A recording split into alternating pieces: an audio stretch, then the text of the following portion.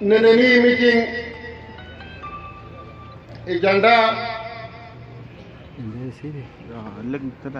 څنګه چې تاسو ته معلومه ده چې په 22 تاریخ باندې په پېښور کې د PDM جلسه ده. د هغې لپاره انتظامات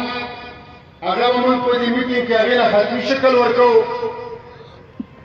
څنګه چې موږ ته د قیادت له طرفه هغې له کوم ګاډي میلاو شوي د هغې تقسیم کار به موږ دلته کوو او هغه جلسې نه به موږ جوش په خروش باندې ځو او خصوصا چې هغې له موږ روانېږو چې دا یو تکت په سر باندې د قومي وطن پارټۍ ټوپۍ د هر یو ګاډي باندې د قومي وطن پارټۍ جنډۍ او هر یو کارکون سره د قومي وطن پارټۍ جنډه په لاس کې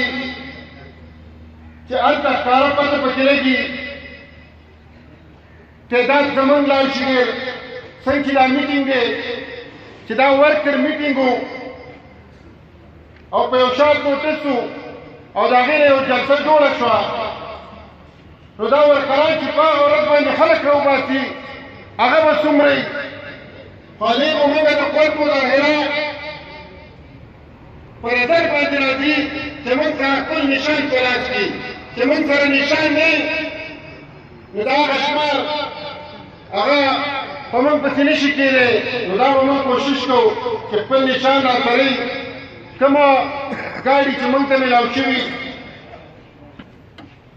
چې په یونین کونسل کې چا سره د ډسټرکټ عهدې چا سره د القي عهدې او یو څه یونین کونسل کې عهده یا کارکوني هغه خپل یونین کونسل سره راځي هملته به مو سره یو ځای ناست دي خپل یونین کونسل هغه به هغه قیدین چې هغه به یونین کونسل پکې چیرمین مي او هلته کوم د ډسټرکټ او د تحصیل د هغه یو کونسل عهدهدار مي هغه به د هغې قیادت کوي او هماغه طریقې سره به ناست دي. موږ هغې له طریقه کار چې زوم جوړ کړی دی چې ډکې مندڼې د ایساره نیري سیسا چندروډاګ او عمرزی دا میره عمرزی دا به دا زموږ لار ده دغه طرف ته چې موږ راځو او ستاسو هم دا ځای دی دا به دې ځای ته راغونډ شو کې جلوس دا به یو ځای مشترکه طور باندې ځو چې هغه خلکو ته موږ ثابته کړو چې په دې چارسده کې کوم سیاسي پارټۍ دی هغوی وایي چېرې د سپیکر 57 چې د قومي وطن پارټۍ وجود نشته هغوی ته به موږ په 22 تاریخ باندې خپل وجود ښایو چېرې دا د سپیکر 57 د قومي وطن پارټۍ وجود دی او نه ورته دا د میټینګ خیم چې دا د سپیکر 57 دا د ورکرانو میټینګ دی دې ته وګورئ چې دا ورکران کله خلک راولي او دا ورم راوباسي بیا به هغې ته ګورئ. تقسیم کار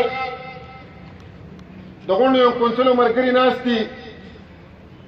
زه د پارټۍ په پالیسو د ملک په پالیسو باندې خبرې کولې بخښنه غواړم ما ته خو نومونه ډېر زیات دغه شوي موسی خان ورو عاشق علي حامد خان تورنګزی مشتاق خان تورنګزی